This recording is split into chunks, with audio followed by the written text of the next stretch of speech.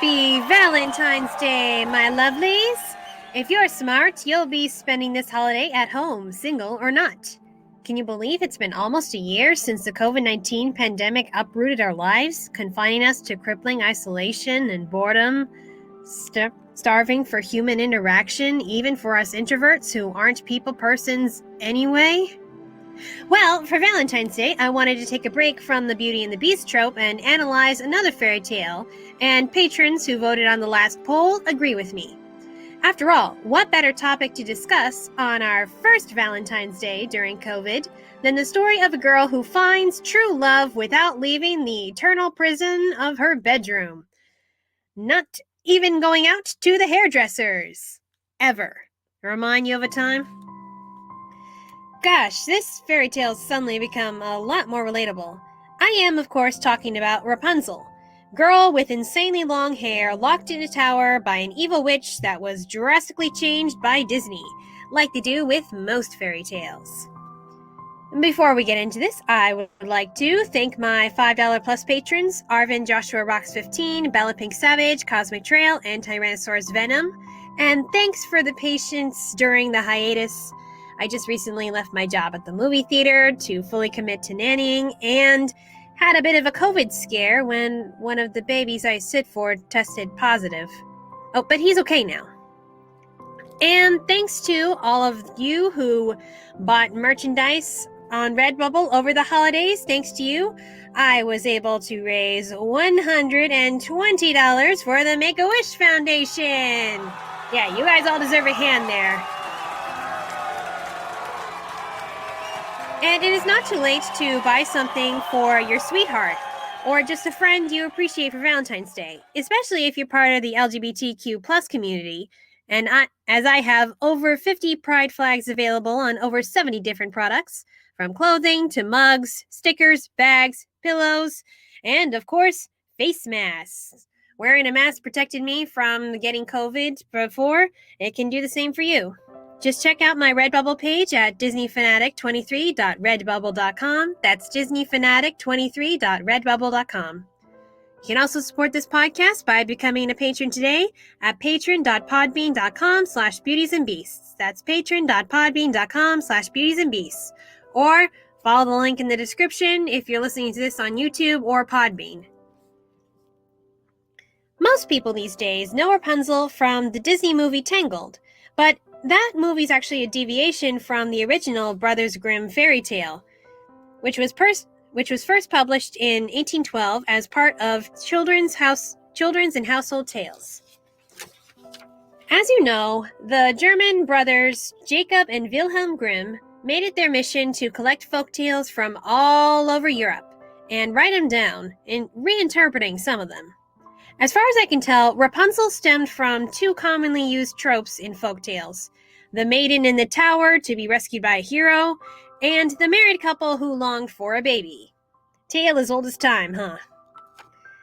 This is probably the most famous maiden in the tower story, aside from Sleeping Beauty. And more torturous, because this princess doesn't sleep through her captivity, but is fully aware of every single torturous moment. The only difference between her isolation and everyone else's now is that we're protecting ourselves from a legitimate threat. So before I really delve into the story, let's answer the question that Disney failed to answer. What the heck kind of name is Rapunzel? As if Cinderella wasn't bad enough. It's not as nonsense of a name as you might think. Rapunzel is a European bellflower, also known as rampion. It can be eaten as a salad and is known for its remarkable ability to survive and bloom in poor soil, even in deserts, which, if you read the story, is actually pretty symbolic. Sometimes it's referred to as a type of radish because it has a parsnip-like bulb in its roots. So, once upon a time, there was a husband and wife in a little German village who longed for a child, as most fairy tale couples do. Yes, not a king and queen like in Disney, but an ordinary peasant couple. Then one fateful day, their wish is granted and the wife becomes pregnant. At least she doesn't have to eat an onion or rose. Yeah, you know what episode I'm talking about. But pregnancy does come with really weird cravings. And this woman specifically craves for Rapunzel. Coincidentally, their neighbor, Frau Gothel, or Mother Gothel in the English version, grows Rapunzel in her garden. But Mother Gothel is a witch, or fairy in some versions, and her garden is surrounded by a high stone wall. Since the wife refuses to eat literally anything else but Rapunzel, the husband goes into the witch's garden and steals the Rapunzel. Because he can't just knock on the front door and ask nicely like any neighbor who needs a cup of sugar. The wife happily eats the Rapunzel in a salad until it is all gone, but she's still hungry for more Rapunzel. So she asks the husband to go again into the witch's garden. Seriously, and they call the witch a terrible neighbor. This time, the witch catches him in a whole "get off my lawn" moment, and "how dare you steal my flowers." The dude then pleads that his wife is expecting and will die if she doesn't get Rapunzel. So the witch agrees that he take as much Rapunzel his wife needs to get strong, on the condition that they let her take care of their baby when she is born. Oh, hold on a moment. A man steals flowers, and to avoid punishment has to give up his daughter. Maybe this is like a Beauty and the Beast story after all. So the baby is born, and the witch takes her away, giving her the name of Rapunzel. But the witch is not completely cruel. She does care for the child, and Rapunzel grows into a beautiful girl with hair of sunshine gold. But when Rapunzel turns 12, which is like marriageable age in the Middle Ages, Mother Gothel takes her deep into the forest and places her in a tower with no door or staircase, just a single window, so that no man may come and take her away. Yeah, never mind. This witch is crazy possessive. I don't care if it is to protect her from the evils of the world. Imprisonment of a child is wrong and unjustifiable. Talk about world's largest grounding. The only way in and out of the tower is through the window via Rapunzel's long golden hair, which she has never cut for some reason. And every day the witch says that famous line you all know, "Rapunzel, Rapunzel, let down your hair." That way the witch can come and go as she pleases, but not Rapunzel. Heaven forbid that she cut her hair. At least the Disney movie showed the stakes to cutting her hair, but it's not magical in this story, so it's just really, really long. Also, why does she need to climb the hair? I mean, the witch has like a broomstick or can teleport, right? Right? So, because Rapunzel is alone in the tower with no company but a psychotic foster mother, Rapunzel has nothing to do but brush her insanely long hair and sing, giving her pipes as golden as her hair. One day, she's singing at her window, when who should be happening by in the woods but a prince. He's enchanted by the singing and follows it to the tower. He witnesses the witch saying the password, "Rapunzel, Rapunzel, let down your hair," and sees the hair fall. He waits for Gothel to leave and then says, "Rapunzel, Rapunzel, let down your hair." Because Rapunzel clearly doesn't have voice recognition software inserted in her brain, she lets her hair down. Seeing a man for the first time takes her by surprise, but he's good looking, so it's alright. The prince is immediately taken in by her beauty and insists that they run away together and get married, like now. Fortunately, Rapunzel isn't as impulsive as most fairy tale princesses. She agrees, but only if the prince will prove his devotion to her and that he's looking for more than a tawdry one-night stand with a girl in the tower. She tells him to come back every night with a strand of silk so that she can weave them into a rope. Or, you could just cut off your hair because you're really not going to need it while you're running away. Still, pretty smart of her testing the prince's commitment this way. So, he comes back every day for months with silk, and they talk and get to know each other more and fall more and more in love. Oh wait, hang on now. Are we actually getting relationship development in a fairy tale? I haven't seen anything like this since, well, Beauty and the Beast. But of course, there has to be trouble at some point because it's still a fairy tale. Gothel eventually finds out about Rapunzel's affair after she lets slip that the prince is lighter to carry than the witch. Man, and I had such high hopes for this girl. The witch is angry. Disobedient girl! After I shielded you from all the evils of the world and kept you as a prisoner, cutting you off from everything and everybody! She chops off Rapunzel's hair and then whisks her away to a desert wasteland as punishment. Like I said, possessive psychotic mom. When the prince comes back and calls to Rapunzel to let down her hair, the chopped braid of her hair is sent down by the witch, who surprises him. The witch then pushes the prince out of the tower and he lands in a thorn bush, blinding him. Yeah, have I mentioned these grim fairy tales tend to be gruesome? The poor, blind prince wanders for years searching for Rapunzel. Meanwhile, in the desert, Rapunzel gives birth to twins, a boy and a girl. Oh, wait a minute, hold on. She just gave birth to a boy and a girl? So, she and the prince actually... they actually... out of wedlock. These stories were never for kids. So, Rapunzel, instead of crying over now being a single mother of twins in poverty, rolls up her sleeves and starts a garden of Rapunzel, enriching the desolate wasteland into a beautiful place to raise her kids. Then one day, many years later, the blind prince finds her and Rapunzel. She embraces him and weeps 2 magical tears onto his eyes, curing his blindness. Somehow. Oh, come on, Disney had a better way to explain how that magic worked.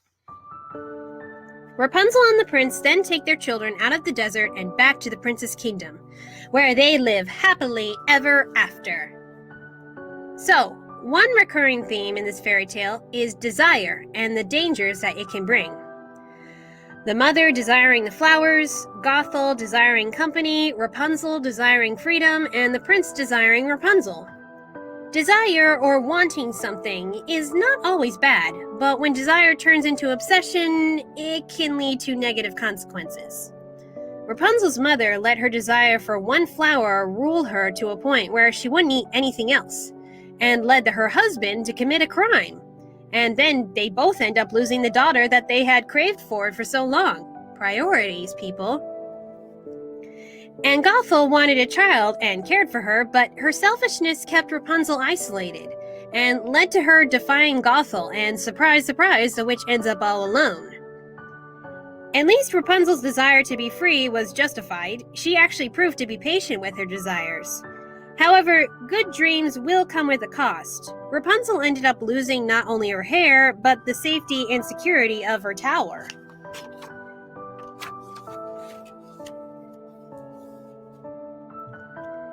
Yeah, I think this story overall is symbolic of a girl losing her innocence and purity and separating herself from her family. Once you leave home, you're on your own, and you have to take care of yourself. Good thing Rapunzel is resilient enough to work hard to make a home for her kids, kind of like how the Rapunzel flower thrives in even the poorest of soils, and she thrives in the poorest of conditions. Hey, nice metaphor there. Then there's the prince, who desires a pretty girl like most fairy tale princes. Though he does want to move pretty fast, he doesn't let his desire become an unhealthy obsession. He respected Rapunzel's wishes and proved his devotion first by coming back every single day, and second, by searching the globe for her even though he was blind. Yeah, screw dragon slaying. That is a real test of devotion there. And he kind of grows up too, in the blind innocence of youth. Until he is gravely injured, he has to step up and take responsibility for his actions and find his wife and kids. It's not until his wife cries tears of joy for him that he is freed from the darkness of the world. If you think about it, this story isn't so much about a man saving a woman, but both man and woman, in a way, rescuing each other. Sure, Rapunzel doesn't try to leave until a man shows up, but she also doesn't simply run off with the first man to come around. She has him work towards their escape and relationship. and it's ultimately put to the test when they are separated. And the prince tasks himself with finding Rapunzel, while Rapunzel takes the initiative to care for the newborns by herself, with no other support, which is really the best thing you can do when lost in the desert. And single motherhood? Pretty progressive for the 19th century. Gothel's obviously an example of what not to do as a single mom. Which brings to our other moral. At some point, you gotta let your children, even stolen children, go. You can't shelter them from the world forever. And in Rapunzel's case, she was able to rise above her abusive situation and make a life for herself without the need of a fairy godmother. Take that, Cinderella. I guess this is kind of a Beauty and the Beast tale in a way, or really Beauty versus Beast. Beast being Gothel, who does on some level care for Rapunzel, but not in a healthy way. At least Beast gave Belle some freedom, but Gothel didn't even try to compromise, and when Rapunzel retaliates, she straight up abandons her.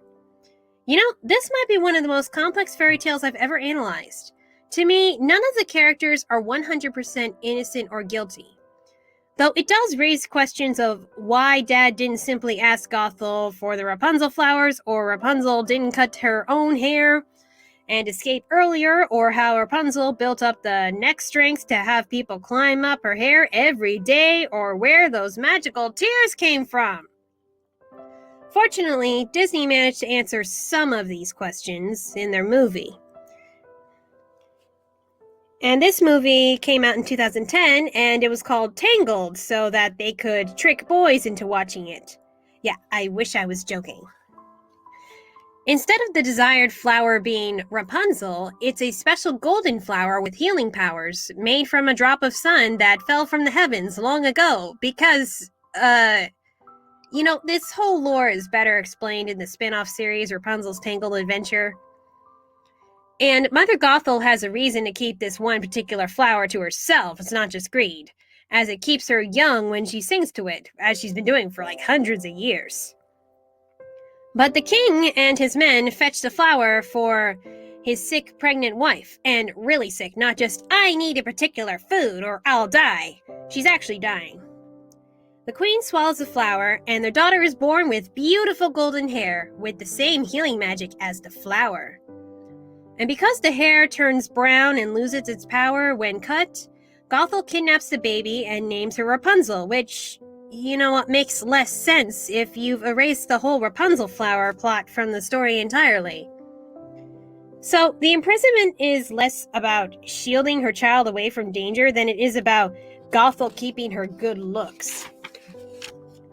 And despite being locked away all her life, this Rapunzel is an extrovert who keeps herself active and busy through a whole song which has become the quarantine theme. Yeah, I'm doing a cover of it this month. Instead of a prince finding her, it's a rogue thief by the name of Flynn Rider looking for a place to hide after stealing a crown. Her crown, ironically. Though there is an aesthetic attraction, love is not the first thing on their minds, especially when Rapunzel hits Flynn on the head with a frying pan and ties him up in a chair with her hair. You see, Rapunzel's 18th birthday is coming up, and every day she sees lanterns floating afar in the sky, and she wants to see them up close, not knowing her parents are lighting them in hopes they'll guide her home one day. Though, in that case, why didn't Gothel just change her birthday to prevent her from making the connection that she's a lost princess? That one's on you, Gothel. Rapunzel agrees to return the crown to Flynn if he escorts her to the lights. Not because she needs protecting with her. She's got a frying pan and some pretty handy hair, but she's never really been outside and doesn't know which way to go. In a way, this movie does keep to the theme of desire and how it can become dangerous if it turns into obsession. Well, it's expressed here as following your dreams, and sometimes you can find new dreams. Like Flynn/Eugene Fitzherbert dreamt of becoming rich and living on an island alone due to growing up as an orphan with absolutely nothing. Although, spoiler alert, we learn in the TV series he's actually born a prince, but that's another story. But after meeting Rapunzel, he realizes it wasn't about having no money, it was about having nobody care about him. For Rapunzel, her small wish to see floating lights became a wish for freedom and to be with someone who didn't condescend her or make her feel weak or helpless. And that's what I love about Rapunzel and Eugene. They work like a team, and the relationship is expanded on more in the series, as well as the lore of the sun drop and Rapunzel's magic hair, making her magical healing tears more plausible than in the original tale. I mean, I can buy if after her hair is cut, she's still got one little speck of magic left within her, especially if that magic comes back in the TV series. It makes more sense. It didn't make sense in the original fairy tale. If you haven't checked out the Tangled series, I strongly recommend it. It's really good. The movie also shows that Rapunzel really could have left the tower at any time with her hair pulley system, but what keeps her in is more due to the psychological manipulation of the one mother figure that she's known all her life, creating this internalized fear of people using her for her hair, which isn't wrong, as your so-called mom is doing just that. Mother Gothel also tries to make Rapunzel dependent on her, convincing Rapunzel that she can't handle herself, and that, like in the fairy tale, there's a lot of danger out there, albeit in a different way. But Rapunzel ends up proving Gothel wrong. Rapunzel has been a staple fairy tale character and referenced a lot, from the musical Into the Woods to Shrek the Third. Another popular version among kids is the 2002 Barbie movie. And what I liked about this one was that even though there was a prince, actually this is what I like about a lot of the early Barbie movies, Rapunzel found her own way to escape the tower with some help from her friends. In here, she was a princess too, stolen by Gothel after the king rejected her romantic advances. Still, it's kind of petty, but it's more personal of a revenge. The closest film adaptation I've seen to the original fairy tale was the fairy tale theater episode starring Shelley Duvall. Even if it was kind of campy, it even included the prince being blinded. Though, instead of a Rapunzel flower, it's a Rapun radish, which is actually pretty close to Rapunzel. Like I said, it's radish-like. And it was actually implied in that version that the witch put a spell on the mother to make her want the Rapun as a plan to get the baby from the very beginning, which, kind of makes the wife's actions a little less selfish if she was under a spell the whole time. And yes, it addresses the issue, why didn't you just knock on the door and ask for the Rapun in the first place? Thank you. So, overall, don't keep your kids locked up. Stay devoted to your partner, even through the hardships. Don't steal from your neighbor's gardens. And if you still think the story has nothing to do with our current situation, well, the kingdom Rapunzel rules over in Tangled the series is called the Kingdom of Corona. Coincidence? I think not! Well, at least we know we'll get our freedom someday if we get our priorities straight and not take unnecessary risks. Be sure that you guys all have your masks. I have plenty for sale on Redbubble. Just go to disneyfanatic23.redbubble.com. Alright, so, patrons in the chat, this is your opportunity to ask some questions or lend some of your thoughts. Oh, and Bella Pink Savage says, I want to see that cover now, DF. Yeah, you will. I still need to edit it. And, I've been debating whether or not to have a thumbnail. Yeah, I'm talking to you, Bella. I know you make some pretty good art. And, I think I saw something else while I was chatting through all that. Oh yeah, I think Cosmic Trail said this in the chat. The pan is mightier than the sword. Yep, frying pan's the ultimate weapon. Alright. And good thing I was able to get through this broadcast, because I understand last time you guys couldn't hear me for the first minute, but looks like my microphone is working with PodBean again. Yay! Oh, Cosmic Trail. Were the twins ever given names in the original story? Not that I know of. Although, funny enough, Ever After High, has the two daughters of Rapunzel.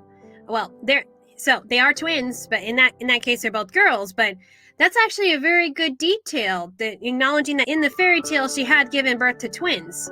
What are their names? Poppy and no, not Poppy. I forget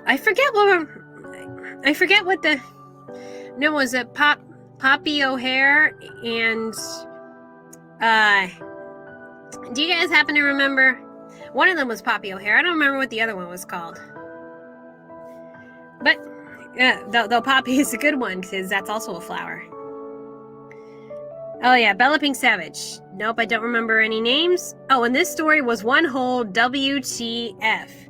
Yep, you are right. This story is a weird one. That's the Brothers Grimm for you. In fact, you should probably thank Disney for making it a little less weird. Although there is a deleted scene, if you look it up, where originally they did have the idea that the king went into Mother Gothel's garden to steal the magic flower. But in the movie, the king has more reason to wanting the flower because his wife's gonna die, and he wasn't technically stealing from Mother Gothel because she was just hoarding it for herself. It wasn't hers to begin with. Alright. Okay, if that's all you guys wanted to ask. Yeah, as far as I know, the twins didn't have names in the original story. Okay, so for the next episode, February 25th, earlier for patrons, because patrons voted that their preferred beast is a tiger. Our topic will be on Angela Carter's story, The Tiger's Bride, inspired by Beauty and the Beast, but a bit more steamy. Yeah, listener discretion is advised. Don't listen to the next one, kids. I hope to see you then. Become a patron to join these private streams and lend your voice. Minimum is a $10 a month pledge. $5 if you just want to access the episodes early but not listen to them live. Happy Valentine's Day! Whether you're spending it alone or with someone special, stay safe, okay? Not trying to be a Mother Gothel because the threat is real. There is danger in the world right now. Stay inside. Do not take unnecessary risks. Do not go into your neighbor's garden and steal Rapunzel. You understand what I'm saying here? Okay? Happy Valentine's Day!